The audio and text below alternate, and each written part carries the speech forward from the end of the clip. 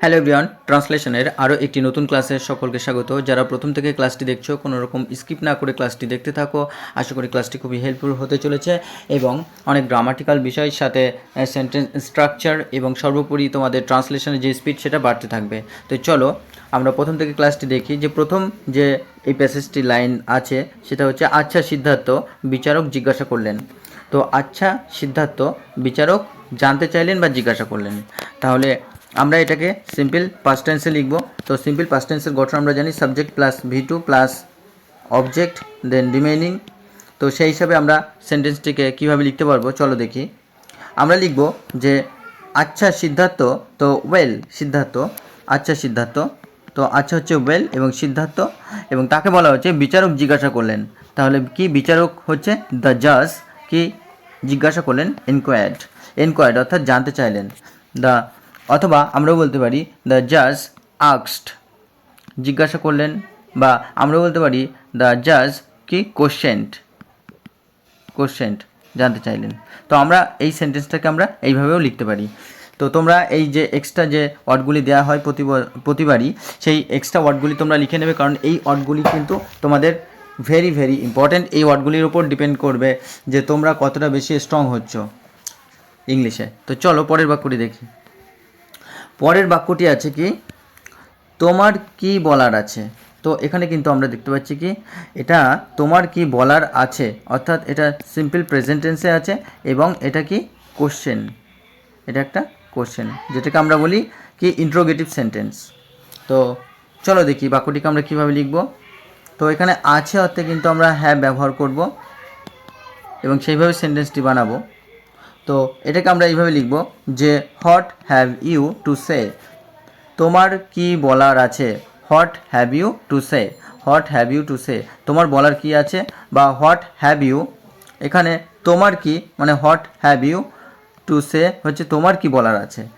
তো এখানে আমরা হোয়াট হ্যাভ ইউ টু টেলও বলতে পারি, what have you to tell অর্থাৎ তোমার কি বলার আছে, বা হোয়াট হ্যাভ ইউ টু কি আমরা স্পিকও বলতে পারি।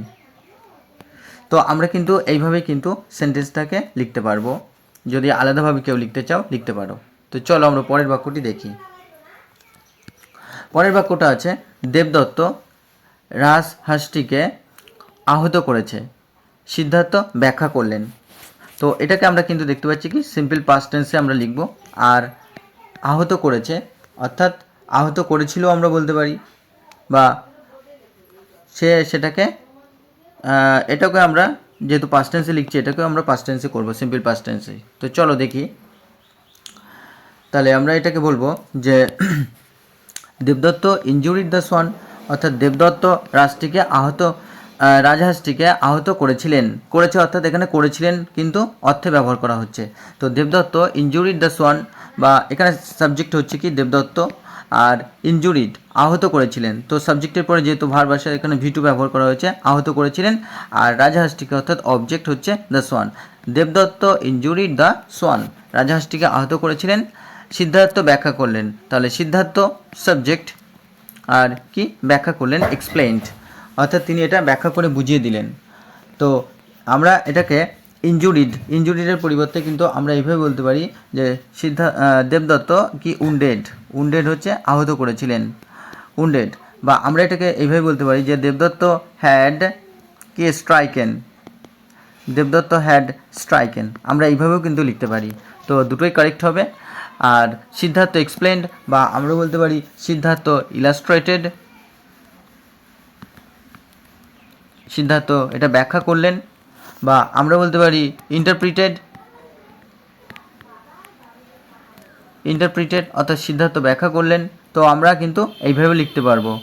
তো চলো পরের বাক্যটি আমরা লক্ষ্য করি। পরের বাক্যটি আছে কি রাজহাঁসটি তাকে আঘাত করেনি, এটি আকাশে উড়ছিল। তো আমরা এখানে দুটি সেন্টেন্স দেখব। তো দুটিকে আমরা কিন্তু এটাকে আমরা লিখব কি আঘাত করেনি, অর্থাৎ এটা কিন্তু নেগেটিভ সেন্টেন্স হবে, এটা নেগেটিভ সেন্টেন্স হবে সিম্পল পাস্ট টেন্সের। আর এটা হচ্ছে এটি আকাশে উড়ছিল, তো এটা কিন্তু আমরা পাস্ট কন্টিনিউয়াস টেন্সে লিখব। তো চলো দেখি কিভাবে লেখা যায়।